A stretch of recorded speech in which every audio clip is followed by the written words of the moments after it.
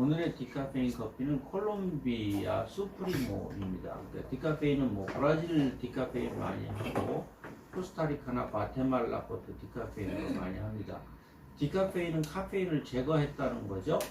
그래서 카페인을 제거하는 방법은 크게는 세 가지 방식이 있는데 가장 널리 쓰이는 방법은 워터프루프라 그래서 물에다가 커피콩을 담그는 방식이에요.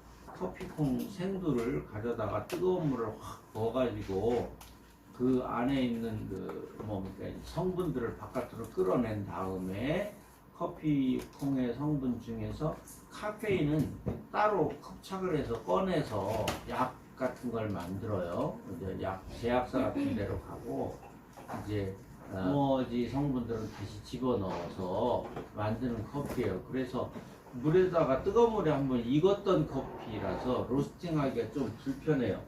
얘가 푸석푸석하니까. 추출하는 방법은 용매 추출법이라고 해서 카페인을 용매에 담가서 추출하는 방식이 있고, 초임계 추출법이라고 해서 이렇게 밀어내는 방식도 있고, 그런데 용매라는 게 좀 화학약품 같은 거죠. 인체에 해는 없다고 하더라도 약품을 쓰는 거기 때문에 불편하고, 초임계 추출이라는 것도 이제 대단한 설비가 들어가야 하는 일이고, 그래서 거의 이제 물을 사용하는 워터 프로세스 방식을 가장 많이 사용하고 있고요. 생두를 파는 곳에 가서 생두를 주세요 그러면 디카페인 거기에다가 이제 스위스 워터 프로세스 뭐 이렇게 붙여져 있는 게 많습니다. 그건 이제 스위스의 회사가 개발한 그런 디카페인 추출 방식을 사용했다, 뭐 그런 얘기를 이해하시면 될 것 같아요. 커피, 차, 코코아 이렇게 세 가지를 세계 3대 음료라고 이야기합니다. 코코아는 사실 콜라를 포함해서 초콜릿과 차와 커피 세 가지의 공통점은 카페인이에요. 세계인이 가장 많이 마시는 음료가 다 카페인 음료들이에요. 그래서 카페인에 대한 거부감들이 많이 있기는 하지만 적절한 카페인은 사람을 기분 좋게 만들어 주거든요. 기분을 좋게 한다, 사람이 기분이 좋다, 그 얘기는 신진대사가 원활하다라는 그런 이야기라고 제가 말씀드렸고, 기분이라는 게 기의 분할이 잘 되어 있다라는 그런 의미로 해석을 하거든요. 더치 커피에는 카페인이 있을까요? 없을까요? 있어요. 있다. 왜 있다? 더치는 카페인이 없다던데. 카페인의 성격이, 카페인은 뜨거운 물에 잘 녹아나요. 95도 이상의 뜨거운 물에 카페인이 잘 녹아나고요. 맛은 쓴맛이에요. 차를 마실 때도 차에도 카페인이 있죠. 홍차, 녹차 카페인이 있어요. 그런데 카페인을 좀 적게 마시는 방법은 뜨거운 물을 우선 끓는 물을 확 부어가지고 1분 정도 있다가 그 물을 버리고 그 다음부터 우려내면 카페인이 거의 다 빠져요. 보통 실험에 의하면 한 1분 안에 75%의 카페인이 빠진대요. 녹차는 온도를 내려서 우려요. 75도씨로 내려서 물을 붓습니다. 그런데 뜨거운 물을 붓게 되면 굉장히 쓰고 떫은 맛이 우러나요. 그게 이제 카페인이 우러난 거죠. 온도가 낮을수록 카페인은 적게 추출된다, 이렇게 보면 되죠. 그럼 콜드브루나 우리가 더치 커피라고 부르는 것들은 낮은 온도니까 논리적으로는 카페인이 거의 추출이 안 되는 게 맞아요. 더치가 보통 긴 시간에 걸려서 추출이 되는데, 더치를 카페인이 적게 추출하는 방법은 시간을 최대한 짧게 하는 거예요. 온도는 내리고 시간을 짧게 한다? 입자를 굵게. 그러면 시간이 좀 짧아질 수 있겠죠. 그런데 그러다 보면 추출이 제대로 안 되는 문제가 있겠죠. 온도가 낮으니까. 그러니까 그걸 찾아내는 일이 쉽지 않겠죠, 그죠? 그래서 여러 번 해보면서 적절하게 물의 속도, 유속이라 그러죠. 물의 속도, 그 다음에 커피 분자의 굵기, 이걸 찾아내는 건 그냥 본인들이 찾아야 해요. 음악의 아버지, 이전에 음악의 아버지하고 바하, 그죠? 어머니는? 네? 아들은?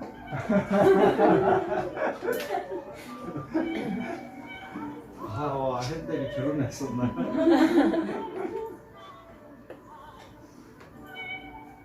조수미 목소리죠? 자, 이거는 커피 칸타타라고 하는 곡이고요. 바하가 1732년에 쓴 곡이에요. 그걸 오늘날 조수미가 노래를 하고 있네요.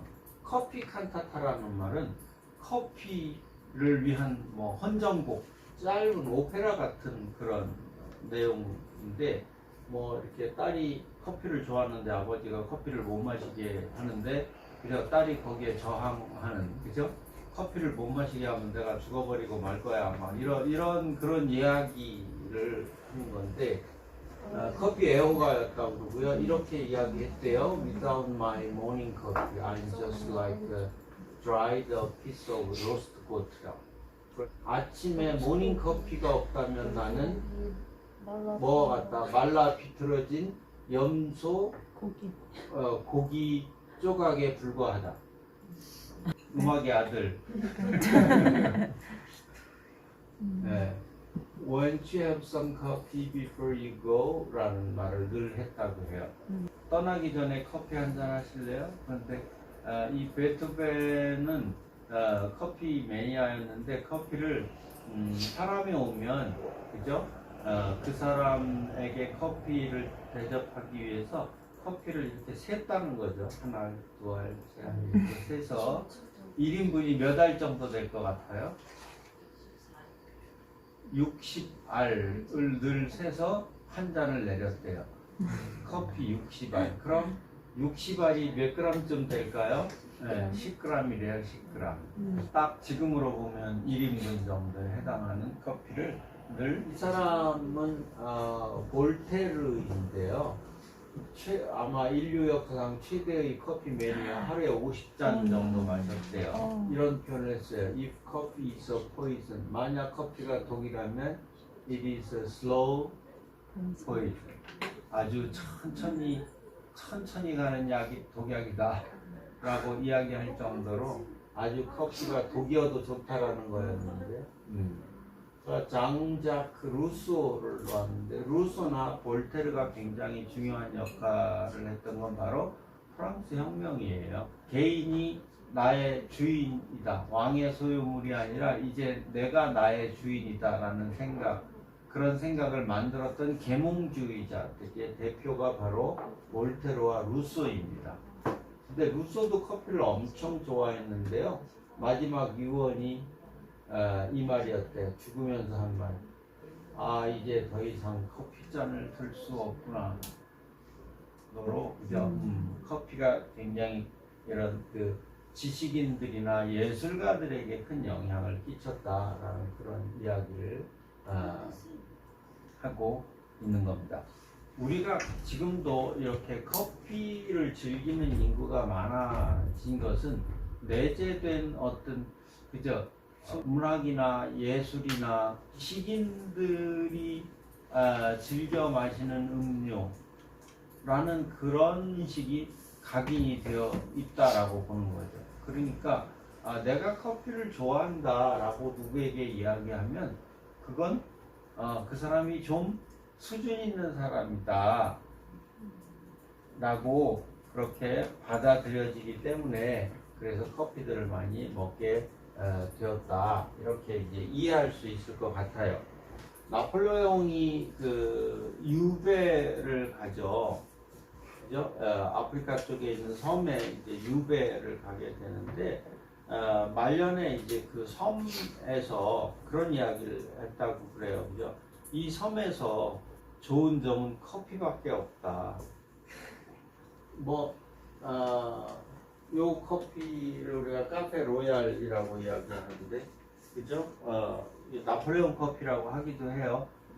근데 간단합니다. 커피 위에다가 각설탕 하나 이렇게 올리고, 그죠? 스푼 위에다 각설탕 올리고 위스키 부어서 불 붙여서 먹는 이런 커피 드셔보셨나요? 근데 이제 수저가 여기 이렇게 걸개가 이렇게 있어야 돼. 이게 스푼에, 그죠? 그래서 이제 설탕에다 불을 붙이면 알코올이 이렇게 타잖아요. 설탕과 알코올이 이렇게 타 올라가면서 이제 커피의 향이 이렇게 올라오는 거죠. 근데 나폴레옹이 했다는 얘기가 요 밑에 있네요. 내게 정신을 차리게 만드는 것은 진한 커피, 아주 진한 커피다. 커피는 내게 온기를 주고 특이한 힘과 기쁨과 쾌락이 동반된 고통을 불러일으킨다. 이런 이야기를 했다고 그러고요. 늘 언제나 전쟁을 하면서도 커피를 놓지 않았다고 해요. 그래서 여기에 보면 First grab coffee and then the world. 그렇죠. 우선 커피 한잔 하고, 그죠? 세계를 도모하도록 하자. 세인트 헬레나 커피라고 그래서 나폴레옹이 유배되었던 바로 그 섬에서 나오는 커피가 매우 높은 가격에 거래되고 있습니다.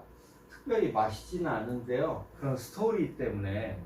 그래서 섬은 조그만데 거기서 커피가 나오면 얼마나 나오겠어요? 그러니까 이제 그런 스토리성 때문에 가격이 좀 비싸게 거래가 되고, 또 그런 거 있잖아. 너 그거 마셔봤어? 나폴레옹이 마셨다는 그 커피? 이런 것 때문에 가격이 좀 비싸게 거래가 되더라고요.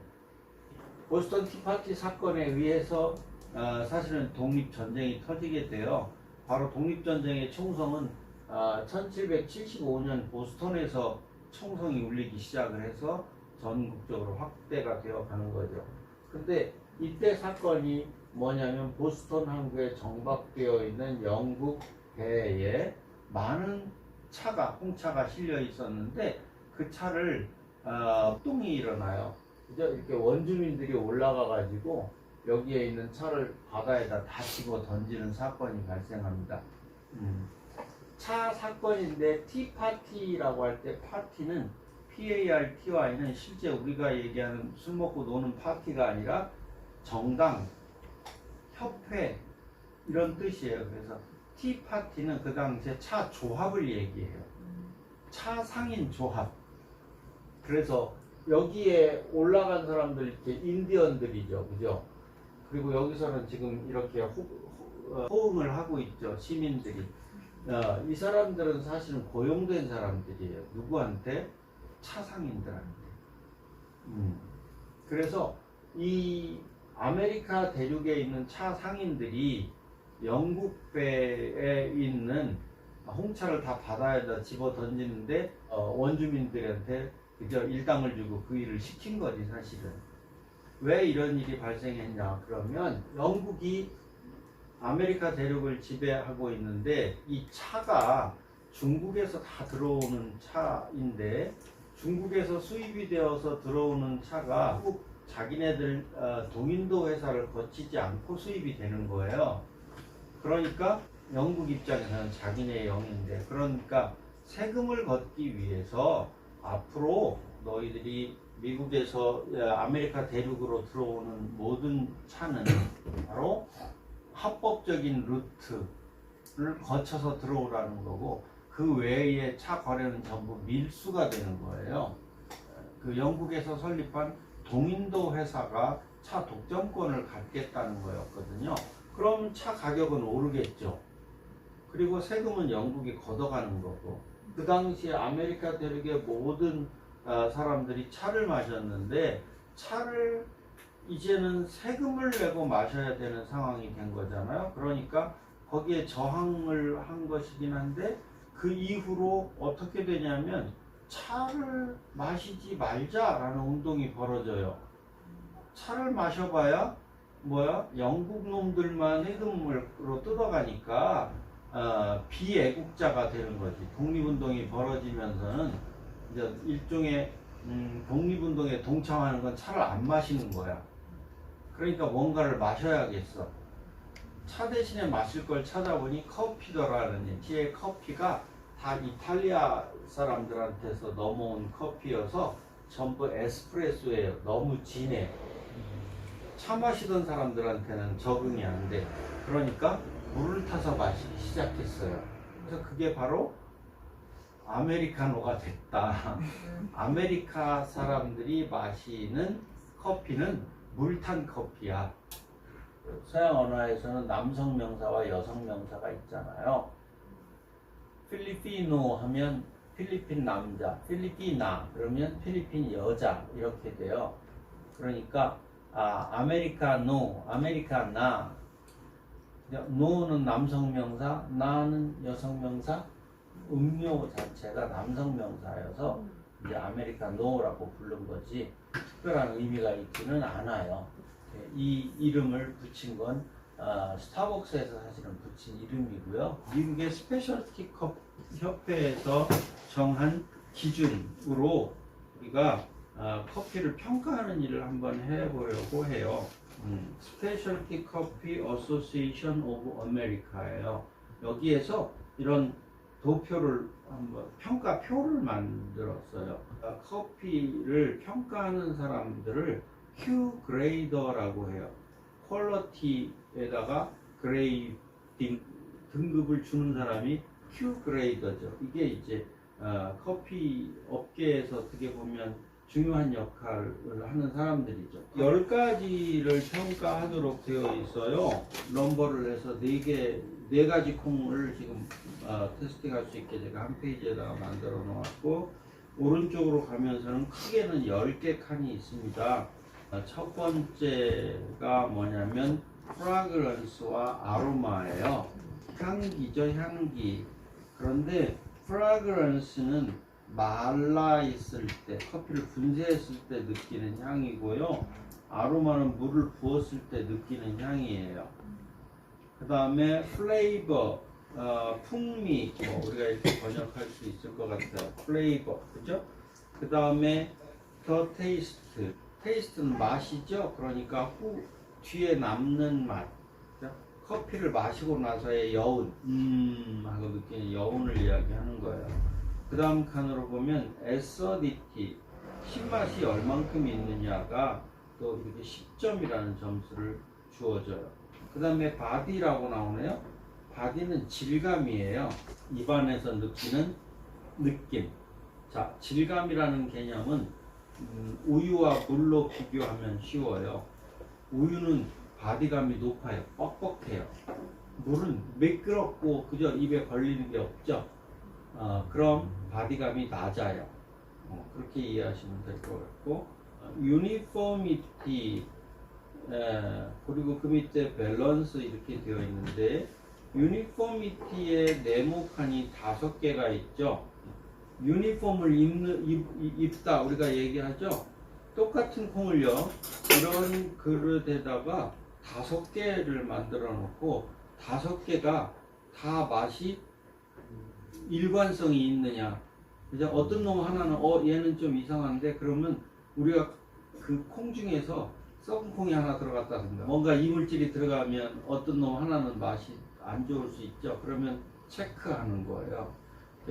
일관성 이렇게 이해를 하시면 되겠고요. 밸런스는 이제 뭐 균형감 같은 거죠. 균형감. 클린컵은 향이 얼만큼 깔끔하고 맑으냐예요. 니스가 있네. 스윗니스, 당도죠, 당도. 그리고 마지막으로 10번째가 오버롤이라고 되어 있어요. 오버롤은 뭐냐면 개인적인 선호도예요. 그러니까 폭넓게 보면 10개의 점수표, 10개가 10점씩의 점수를 가지고 있어서 100점인 거죠. 세분화되어 있어요. 그래서 커피 비즈니스를 하는 회원들이 한 5,000명 정도들이 모인 그런 조직체에서 이런 걸 만들어서 공표를 했는데, 이게 이제 지금은 거의 세계에서 통용되는, 그래서 우리나라 사람들도 커피를 수입을 하려면 현장에 농장에 가서 거기서 생산되는 커피들을 전부 이렇게 테스팅을 해서 점수를 매겨요. 그래서 여기서 80점 이상이 나오면 스페셜티 커피다 이렇게 등급을 주는 거예요. 여기저기 요즘에 이렇게 보면 우리는 스페셜티 커피를 전문으로 한다는 데가 많이 있어요. 키트를 가지고 왔어요. 이렇게 생겨 있어요. 여기에 이제 그 향을 추출해서 에센셜 오일을 이 안에 이렇게 넣어 놓았어요.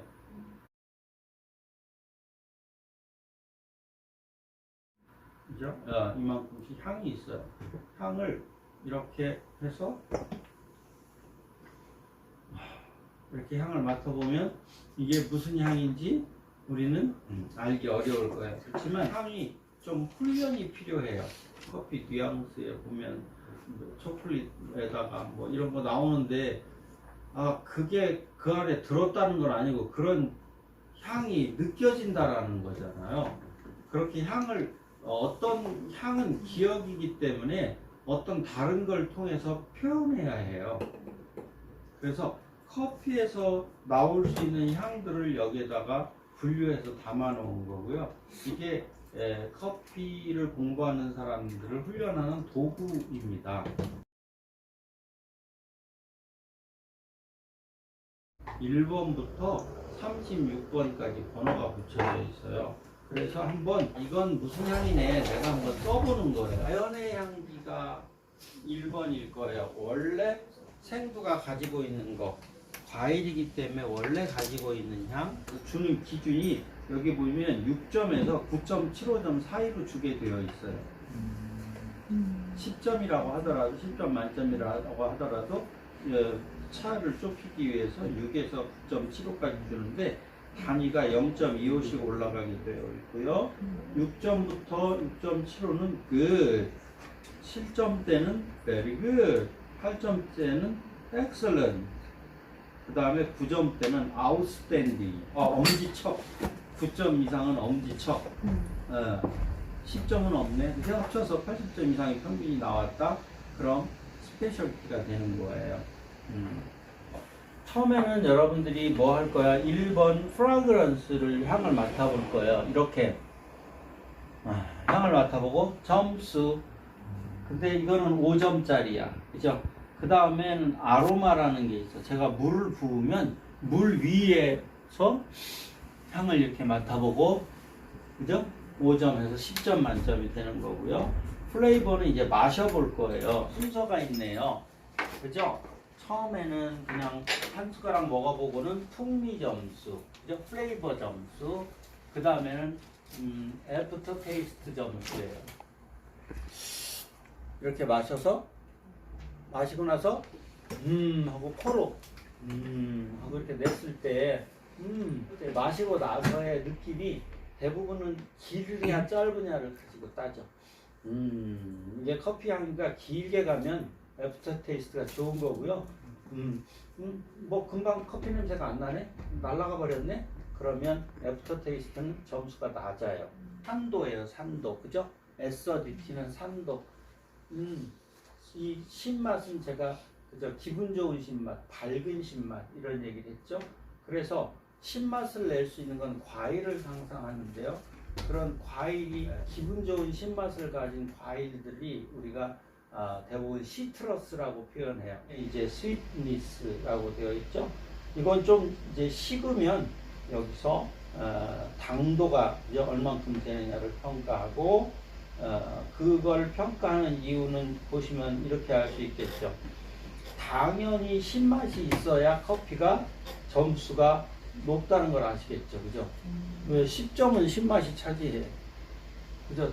단맛하고 똑같아. 단맛도 10점이야. 단맛은요, 우리는 설탕의 단맛만 얘기하는 건 아니에요, 그죠? 설탕스러운 단맛이 아니라 이 식물이 가지고 있는 단맛이 있는데 그 단맛이 우리는 그냥 당도라고 해서 기계로 재는 거하고 실제 내가 느끼는 거하고는 이 감각기관으로 느끼는 거하고 다르거든요. 그래서 당도를 한번 점수를 주어 보시고요. 그 다음에는 바디감은 아까 얼만큼 꽉 찬 느낌, 이제 질감 이렇게 얘기했고요.